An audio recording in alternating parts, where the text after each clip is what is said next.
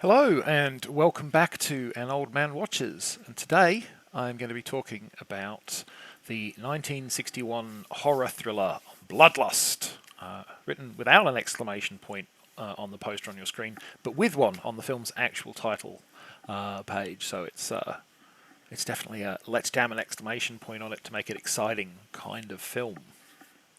And as the movie starts, we meet four young people, late teens, early 20s, who are on vacation together. With the subtlety of a sledgehammer, the script lets us know that the blonde guy is an awesome shot with a gun, while his equally blonde girlfriend is a judo master. Their brunette friends are, well, they're on the screen as well, so I guess they're around. While exploring on their boat, the quartet spot an island that they haven't seen before. This is literally explained in character by the line, "It must have been hidden in the mist," and decide to investigate it. They're surprised to find that the island has an occupant, the friendly, if slightly overbearing Dr. Albert Ballot. He introduces them to his wife and to another house guest of his. So this is, and he's got servants as well, so it's quite a busy island for something that they've never managed to see before. In any case, he insists that the four youngsters stay the night as the walk back to shore isn't safe after dark. Now, what Ballot doesn't mention is that the reason it isn't safe is because he likes to hunt people after sundown. But even if the kids hadn't worked that out for themselves, Ballot's wife and his other guests are more than willing to fess up as they're ready to make a run for it. This pair persuade the newcomers to stay behind while they go for the boat. But of course, they don't make it. Our villain adds a couple more trophies to his collection instead. It seems that if our heroes are to survive this experience, they're going to have to save themselves. So in 1924, Collier's magazine published Richard Cannell's short story, The Most Dangerous Game, on which this film is based. The first film adaptation of the story actually came only 8 years later, in 1932, and Bloodlust would be the fourth movie based on the story, just one of 20 separate film adaptations listed on Wikipedia, along with dozens of radio and television episodes that also draw on the storyline of the isolated, wealthy man who likes to hunt people for fun. Like Jane Austen's Pride and Prejudice, the tale certainly seems to be one that has wormed its way into our collective narrative psyche. And to be honest, I mean, it's not like the premise even started with Cannell. I think we can see echoes of folk tales such as Bluebeard in The Most Dangerous Game, for instance.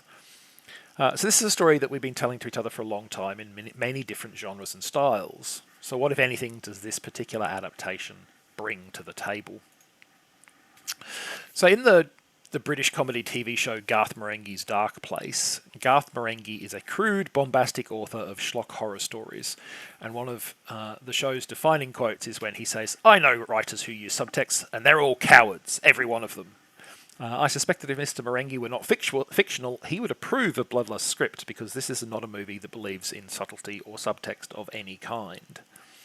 I've already alluded to how blatantly the film drops in the details that Johnny and Betty, the blonde couple among the four holidaymakers, have certain skills that might be of use in this situation.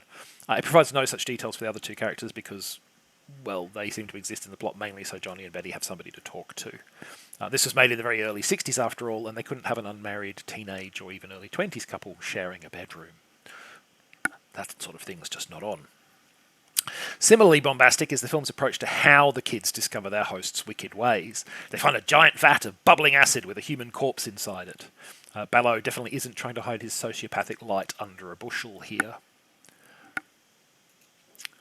The main character's failure to act in the face of Ballot's transparent villainy is perhaps the film's biggest weakness. When his wife fills them in on his nocturnal activities, not a one of the four newcomers says, "Hey, there are 6 of us and one of him, and he's got no way of knowing that Betty's a judo expert. Let's take him out." I mean, sure, Ballot has servants and he's not shy, but he's not shy about being alone, or nearly so, with the entire group. And yeah, look, it can and should really be hard to psych yourself up to committing violence. But in the circumstances, that would certainly seem justified. And it's definitely a better idea than keep hanging around at the psycho's isolated home for 2 days until he decides to hunt us, which is what the kids actually end up doing. I suspect the main reason no one proposes the "let's get him" plan is the movie would be over too quickly if we did that. So instead, we have the supposed protagonists just kind of sitting around waiting for the plot to happen to them. They don't even ultimately take Ballot down themselves. That's left to a secondary character. I could kind of understand that writing decision if it was about not having the heroes be killers, but they do kill one of his servants in the single scene in the movie where Betty's heavily foreshadowed judo skills actually play a role. And yet, despite its ham-fistedly obvious writing and complete lack of protagonists with agency, Bloodlust somehow manages to never be boring.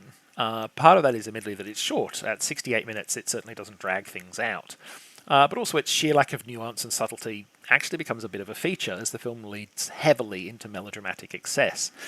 And a big part of this is due to the wicked Doctor Below.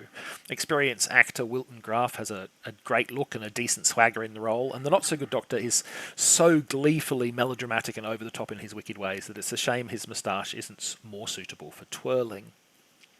This is not a man who simply hunts human prey, he toys with them like a cat with a mouse, continually presenting false hopes that he can yank it away and see his victims' hope die right before they themselves do.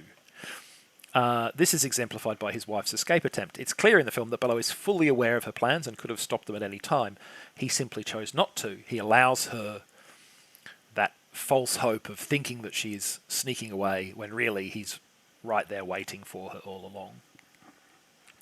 Ultimately, though, I feel like there are better, or alternatively even schlockier, if that's your thing, adaptations of The Most Dangerous Game out there. The delightfully trashy 1982 offering Turkey Shoot is a particular favourite of mine, for instance. Next time, a rather superior example of the horror film movie-making business, 2005's The Descent.